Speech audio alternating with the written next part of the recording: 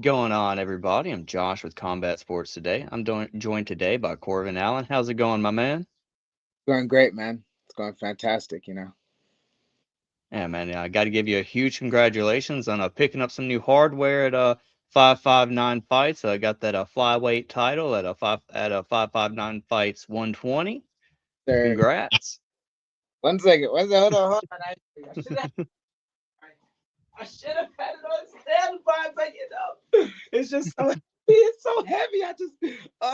Just yeah. No, it's good. Good. It's awesome, man. It's awesome. It's great to Man. have. Yeah, that's a big belt, man. How much does that weigh? Have you weighed it? I haven't waited, but for sure being at 125, I'm sure it weighed a nice little good fraction of me for sure. Yeah, man. I mean, and when you first heard your name called and that title was yours, what was going through your head at that moment? Man, I remember. So after the third round, once the third round ended, um, obviously, like when fights are over, you just kind of have this like, you know what I mean? After like all the tussling around and stuff, and I just looked around and I was like, wait, was that me? Like, hold on, like, wait, was that me? And I just like, I remember just like being a wild man on the cage, like being crazy, and I was just like, yo, that was me, right? Like, that's my decision, right? And and then sitting there like waiting, and I felt like okay, I had it, like I feel good about this, and then for sure when she said unanimous decision, my corner was instantly like, good job. And I was just like, like I don't know. It was a big relief for sure, but I don't know, man. I was for sure counted out in this fight. So to have a dominant victory over this guy was it meant a lot to me. You kind of mentioned, I think, in a post-fight interview or something I've seen on Instagram that, you've been brought in as kind of like an underdog a couple of times. What kind of got you into like embracing that role? And, how does it change? Does it change your mindset going into fights? Honestly, man, it doesn't put like oh, I have to get this. I feel like this is my career, this is my job, and getting wins is the job. That's what we do. That's what we aim for every single time, every single training session. I look to win every single round, every moment of every round. So I don't like losing personally, and um I mentioned it in a recent post that's just like growing up where I grew up, coming from where I came from. Um, you're counted out in a lot of ways. I was never really the front runner. I wasn't the first picked on teams. I was a smaller guy. I was never the popular kid. I was well known because I'm crazy, but I wasn't like the popular guy. The first dated, the first this, the first that. I just kind of was always under the radar and kind of like making my way up throughout my life. So it feels very comfortable for me. It feels like a very comfortable spot. It feels weird when I'm not the underdog. Like, hope you guys have this wrong, but yeah, man, it's I don't know, it makes it all the more sweeter to spoil the show. You were going against, a big undefeated prospect. I know. Did that change anything for you going into that fight? And were you surprised by anything on fight night? Um so I feel like the fight went exactly as planned. I'm pretty good at picking up on a fighter's patterns. Um their tendencies, their strengths, their weaknesses, and even like the little nuances in their game. I think people can focus a lot on, oh, they got the victory, oh, they did this, they did that. But I can kind of see through things. I can see their facial expressions. I can see, even looking at the opponent, how did the opponent receive their pressure, receive their impact? Um, and so I feel like I'm a very intelligent just person in general. So when it comes to analyzing a fighter, um, it makes it really kind of seamless a little bit. So I feel like I had him pegged. That sounds crazy. I had him figured out early on, early on. And I kind of was just like, yeah, like you gotta. This guy, he's a little storm. He's a typhoon. So, you know, if you can weather the storm. I have really good defense, and these are things I work on normally. I work on filling the holes in my game to make sure I don't have these weaknesses, or they can't capitalize on them enough to where I get taken out of a fight. Um, so nothing really surprised me, honestly. Everything I feel went as planned. I had some trouble in the first. I was kind of normal. I went through had more trouble than I initially thought because I thought he was going to stand up with me a little more. I thought he was going to throw his hands a little more. Um, but even that was like, he probably, like, given my size, compared to his last opponent, he probably didn't really want to do that too much. So it was just, nothing too surprising.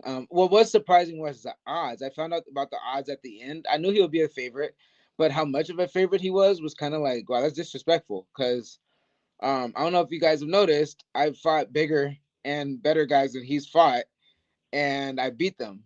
So it's like, I don't know, like, why were they so swayed? But I get it.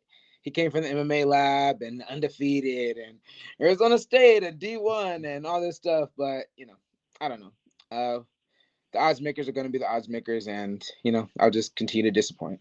I mean, it's not always a bad thing being the underdog and winning that, because I mean you can get win your friends, some family, some money. They're going to bet on you, and they probably like it when you're the underdog and keep winning. They want that to keep happening. you Nice. know, It's a nice little That's post Christmas present. They bet on me, yeah. so no, for sure. Yeah, exactly. And just going to give the people a quick rundown real quick, just in case it's the first time they're coming across you, or coming back into the fray or what have you. Tapology now has you at 8-3 as a pro.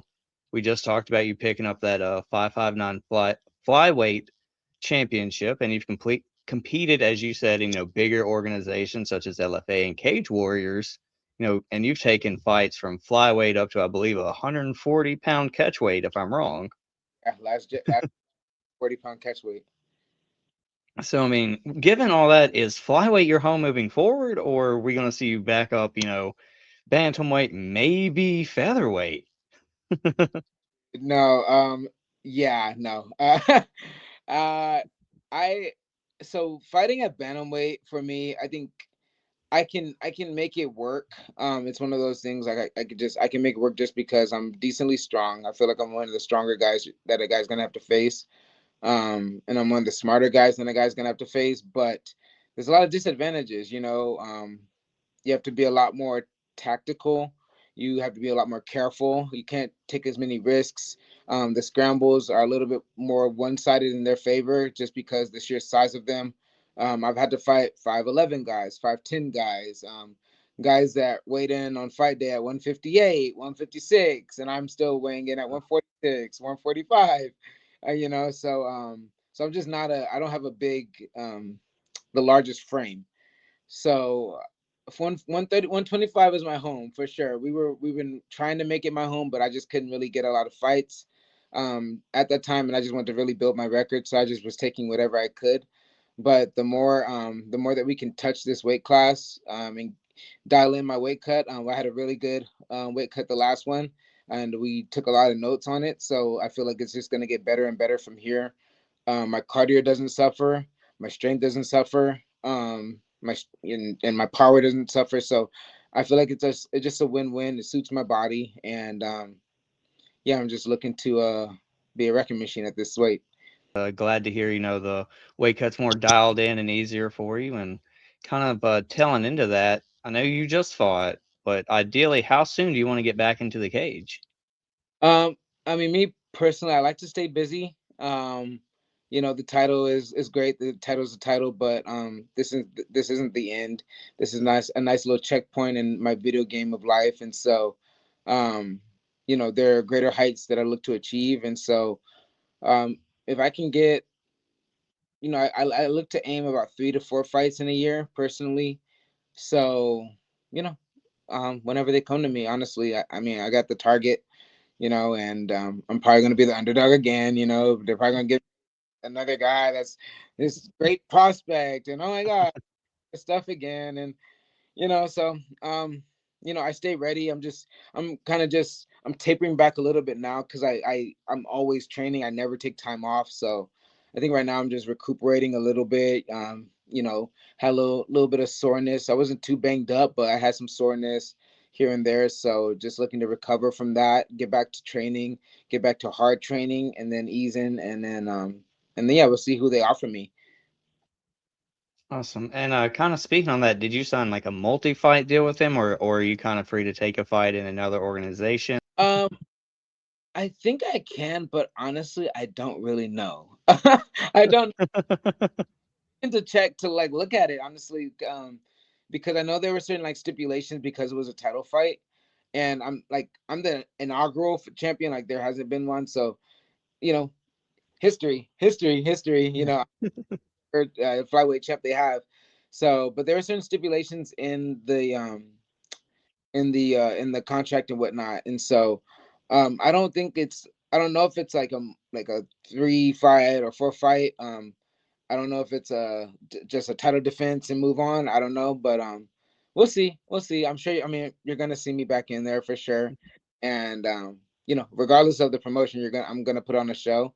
I want to show my hands more, so hopefully these guys stop trying to take me down all the time, man. Like I'm like I get it, I get it. I'm a ground guy, but like I want to show my hands more, dude. I like for those who know me, for those that train with me, I have hands. So yeah, I'm just wherever it's gonna be, I'm just looking to put on a show. I mean, if you keep, shutting down the guys that keep trying to take you down, winning those fights, eventually, they're just gonna be no choice but to, risk the gamble of, throwing the hands, and then you get to show that off. So, hopefully the next fight, somebody will, stand with you. We're gonna manifest that and put that into the universe. Thank you for sure. Because I'm just like, I'm never gonna like, just let a guy get up, from a ground game. But it's like, oh, now we're here. Okay, guess I gotta like, drain you because he's. Oh, that sounds crazy too. Um, basically, I don't know. These guys kind of crumble as they start grappling with me. So yeah, let's just keep it on the feet, whoever it is. And let's kind of go back to the beginning. What was your first experience with combat sports, and what was it about MMA that really jumped out to you that made you want to, pursue this professionally? Growing up, I was really really non confrontational. Didn't really know how to deal with a lot of conflict. And I grew up in a pretty tough neighborhood where if you say the wrong thing, you might get got. So you just kind of learn to like be a nice little chameleon and move about in the right way. So I just really wasn't into fighting or aggression. You could say I had a temper, but it was like as I walk away, I'm gonna like I don't know punch a wall or something. Like I'm not trying to fight you. But um, but I think combat's. Oh wait, to go back. I did start wrestling. I think in my was it junior year, and even at that time, I didn't really know a lot about it. I got into it because of a friend. I just followed him, and he was doing it, so I did it, and ended up liking it. Um, but I think as I continued throughout it, and I went to college, went to Mount Sac, and wrestled there a bit, I realized that I was kind of like a little late to the party. These guys are starting when they were 3 years old, 2 years, even I heard 3 is too late now. So I'm like, dude, like, I started as a junior and give I did pretty well. Like as a first year, I made it to CIF, placed in CIF or whatever. And I did pretty good, or and I had talent, but the experience just wasn't there. I can't make up for the years of experience I didn't have. And so I kind of got a little I guess I hit a ceiling and I found out about MMA as a nursing assistant. Some of my coworkers were watching it. Some older women were watching it, and I walked in on them, and they explained it a bit. Said, "Oh, their husbands watched," and then they're like, I hate it." And I was just watching it, kind of in awe, like, wow, like this is what I'm looking for. Like something that I can really like show my full self. I feel like wrestling was a bit limited for me, but in this, like I can show my smarts, I can show my ingenuity, I can show my toughness and all this stuff. And I just saw past the violence and the blood. I saw the technique and the kind of like the heart that you had to put into it. So it instantly drew me. It was like love at first sight. Um I think I told my sister about it, my older sister, and she kind of started looking up gyms and oh, this is over here, this is over there, and I checked them out, and they just weren't really good fits for me. I just didn't feel like, they obviously they wanted me, but it was just kind of like, um, Yeah.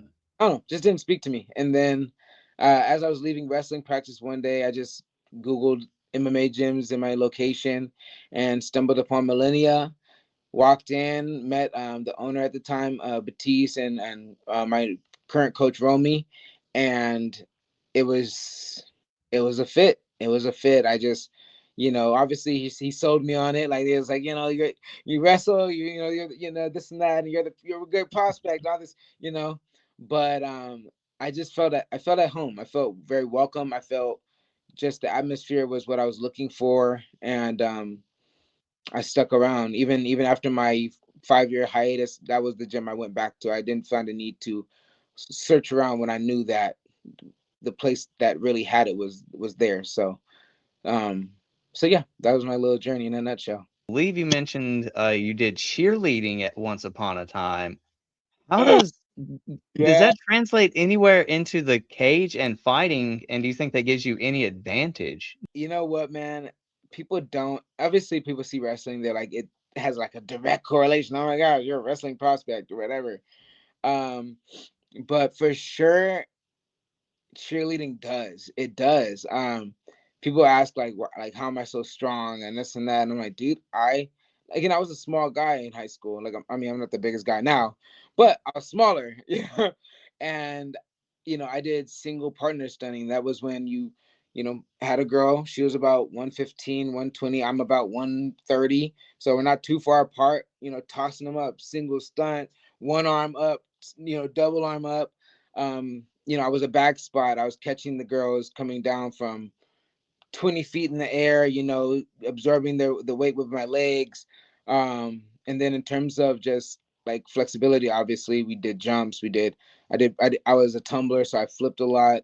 Um, and then, I love me. I mean, I don't know if you could tell, but I love dance. I'm a kind of a crazy guy. And it just helps, I think, with footwork, a lot of footwork. It helps me not be like so planted on my feet. Um, I think I'm working on having that balance of plant and movement in my fights, but it does like give me a lot of, I feel like, advantages of being a cheerleader.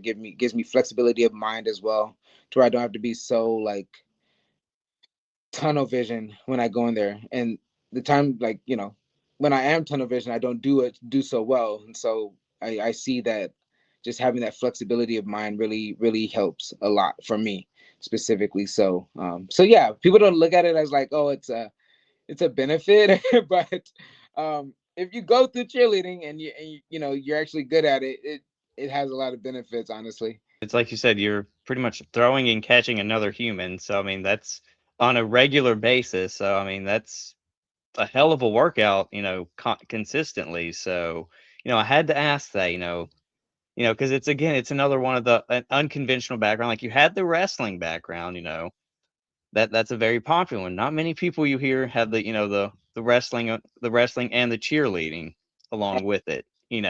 So I had to ask that. Definitely not, dude. Definitely not. People, obviously I got the normal like, oh, Korean's gay, and I got the, oh, you're smart because you're with girls. It's like, girls aren't what you think. So, so it's like, it was a nice little, an interesting battle for me going through high school. Then I did a lot of other little like side sports, that weren't the most conventional, but I think they all played a part in where I'm at right now. So yeah. We were chatting, beforehand. We were talking a little bit about anime. So I gotta ask you, what was the first anime that really hooked you? Oh man, I was watching anime when I was a kid, dude. Obviously Toonami and was out there and stuff. And I was reading a Shonen Jump too, and I draw too, so dang, I think it was One Piece, Naruto, obviously Dragon Ball. Dragon Ball Z is the goat, obviously. Dragon Yeah, Ball, got to. and Goku, like it's so amazing. But for sure, I think actually no, yeah, for sure Dragon Ball Z, because I remember in my friend's yard, you'll sit there like, no, I'm Trunks. No, you're not Trunks. Well, I'm Vegeta. Well, oh, I'm Goku. No, you can't be. No, nobody can be Goku. Can't be Goku. Who are you to be Goku? It's like it Yep. was constant battle. I think Dragon Ball Z for sure wrote me in. No, definitely. I had some of the same memories, trying to, who's going to be who and, doing all that in the backyard. It's some great memories to look back on, it's still love to watch it, I still go back and watch, Dragon Ball Z and not so much GT, but, Oh, what- whoa, whoa, whoa, whoa! Don't disrespect GT. Don't you disrespect GT. Yeah, that's I some good. couldn't get tried it. I've tried it many times. Can't do it. I like Super, but GT, I just can't. It loses me every time.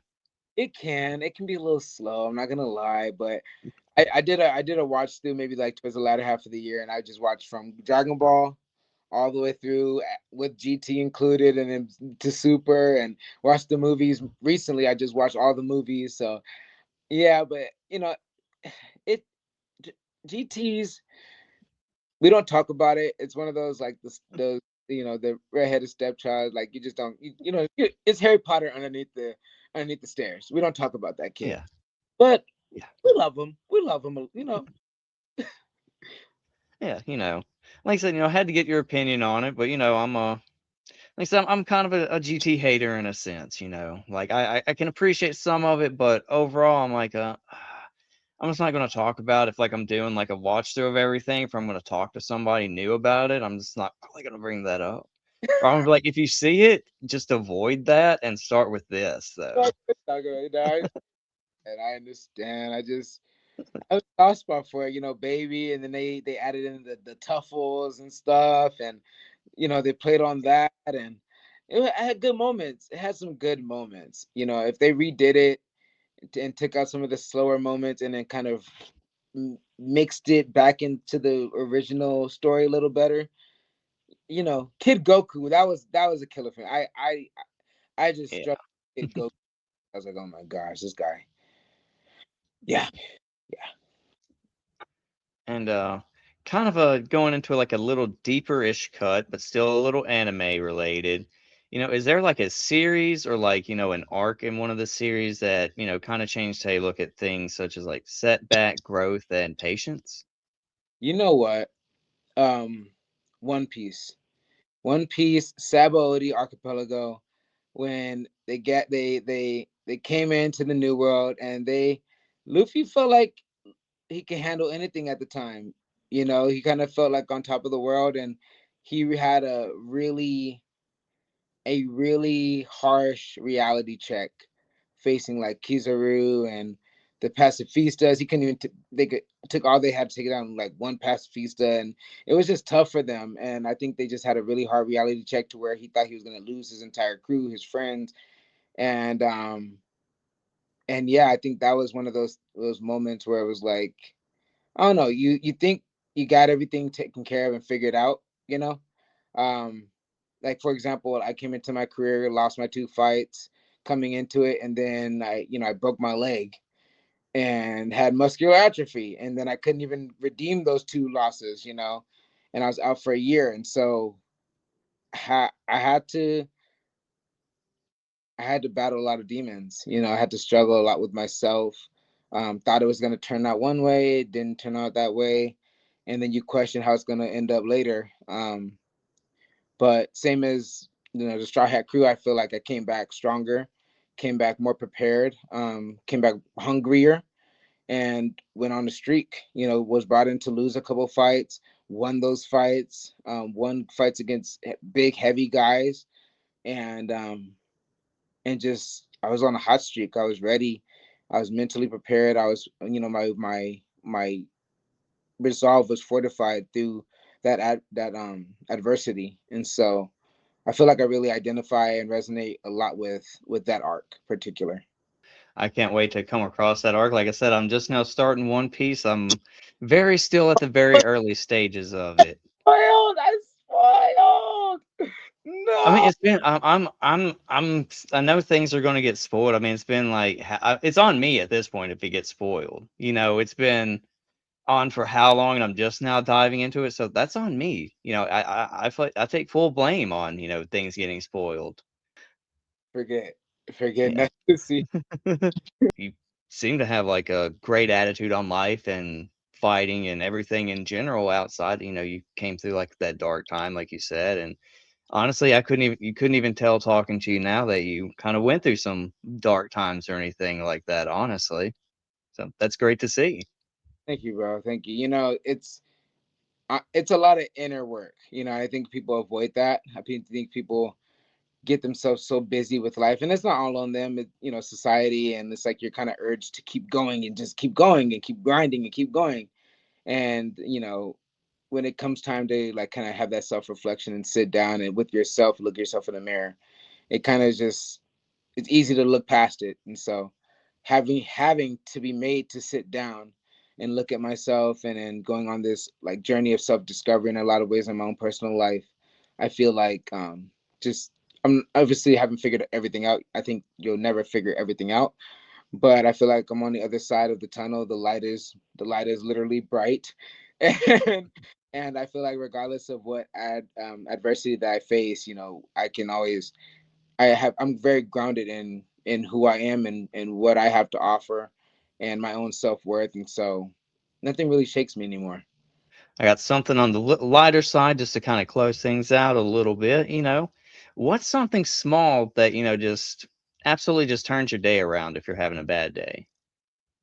An acai bowl from Acai Life over in Rancho Cucamonga at Haven City Market. I I that's like my thing. That's my thing. I get done training on Tuesdays or Thursdays, and I'm just like, you know what? Time to go get an acai bowl. And I go there on my own. Nobody. Just go there, get my large acai bowl, with vanilla chia seed, with acai and mango, maple pecan, granola, with the fruit, everything. I can tell you my whole order right now, and I just sit, bro. I just sit. I put on I sit outside, put on a podcast or an anime discussion or whatever it is, and I just sometimes just look around, just people watch, look at the trees, look at the sky, and just like really take in the moment. This moment of rest that I have. So for sure, that's the thing right there. That after that, nothing. Okay, okay. I won't say nothing because I tend to crash out. I'm kind of like I'm a I don't know how to say it. I crash out a lot of times, especially in traffic. I'm kind of crazy, but uh, for sure, nothing else can get me down. I mean, um, traffic is, it's probably one of the most annoying things, honestly. I have very bad road rage. I mean, I'm not even going to play it like, act like I don't. I do. yeah, A lot of cussing and things get involved. yeah, sometimes I say things. I'm just like, yo, what did you just say? Like, I have to pull down my visor and like open up the mirror. Like, what did you just say, dude? Like, no, you can't say that. Like, but yeah, man, yeah, for sure. That's my little ritual, and it really like kind of grounds me after training. I mean, that sounds awesome. And I'm a huge food guy, so I'm always here for, any type of food talk, you know, Oh, anytime. ma- me imagine making 125, bro. And this one, I was actually underweight making it. So yeah, it was a great victory making the weight, but it was like my coach is drinking coffee. I smell the coffee, and I'm just and I'm, s- I, am we're sitting in the casino, and the food's around, and there's wings and nachos, and I'm just like like what? Like it's the cartoon where you're floating and you're just like follow. Yeah, Following the scent. that's Oh, that just sounds horrible. no, it was I horrible. mean, you got to be very strong-willed. I could not. I'd give in instantly. I like to eat too much. Like the scents get to me. I can't do it. I got to indulge into it. Pedal fight, nah, nah. Do you got any sponsors, training partners, loved ones? Anybody want to give a quick shout out to real quick? Um, I don't really have any sponsors, which is kind of crazy. I need to get some. Um, but for sure, training partners. Moises Garbe. He is actually has a fight coming up on January 31st. He's fighting for the UNF title at featherweight. So I've been getting him ready during my little hiatus, getting him ready for that one. And so we're looking to bring back two belts to the gym. He was in the picture with me in the cage. Yusuf Siraj, that's my boy. He's always there for me, always getting me ready. And Vincent Guzman, he's my head corner, my he's my guy. He uh, he got me through my weight cut. And he was there for sure when I needed him the most. So yeah, he's always had me. He's always make sure I'm sharp and ready for my opponents, and he's always speaking good, positive things in my ear. So that's tough love, but that's what you need. And then obviously Rami Aram, he's the head coach of my gym. He's the sensei. He's the mastermind. All the techniques that I showed, that's exactly what he taught, and I just look to put them on display in the cage. Um, so yeah. And then Millennium MMA, obviously best gym in the world. What else? What else? Uh, oh, Bloodline, MMA. They're over in Huntington right now. They got a couple guys getting ready. Douglas, he's getting ready for his UFC debut. He just had a great knockout on the Contender Series, so he's a beast. He's a beast. When they say, "Hey man, are you ready for your fight?" I'm like, "Yeah, I got decked by him, so I think I'm good. So I think I'm ready. I Yeah. just fly with his Yeah. head." And then OG Training Center in Riverside, California. They always get me ready. They always have me in top shape, always pushing me. And last but not least, my mama, she's the goat, she's the champ. She got me through everything. She's the epitome of hard work. She's taught me so much, and we don't always see eye to eye. She don't like me fighting. She doesn't like me fighting. But for sure, I think she recognizes the hard work and the investment that I put into this, and I think she just wants me to be safe and successful, and I look to be that wherever I go and whatever I do. So she instilled a hard work into me for sure. Awesome, man. It sounds like, you have a great system around you. And we can't wait to, see, scrolling the social media, seeing your next fight coming up and seeing some great things for you. And I appreciate you taking the time out speaking with us today. Thank you so much, man. Thank you for accommodating me for sure. I'm usually very on time, very timely and stuff. But yeah, I just appreciate you and your willingness to work with me. Appreciate you watching. Like, subscribe, and comment who you want to see next on Combat Sports Today.